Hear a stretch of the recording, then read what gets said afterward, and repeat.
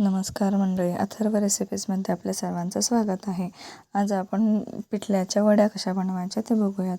1 वाटी बेसनाला 2 वाटी पाणी या प्रमाणात घ्यायचं. बेसन आणि पाणी बेसनाच्या गुठळ्या न होता मिक्स करून घ्यायचं.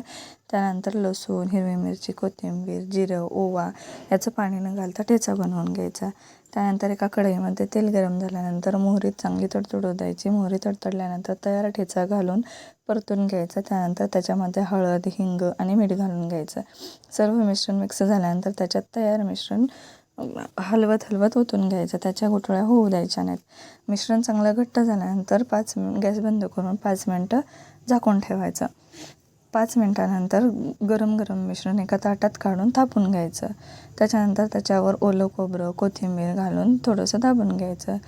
थोडंसं कोमट झाल्यानंतर त्याच्या वड्या पाडून घ्यायच्या. अशा प्रकारे तयार आहेत आपल्या पितृपक्षातल्या खमंग अशा पिठल्याच्या वड्या.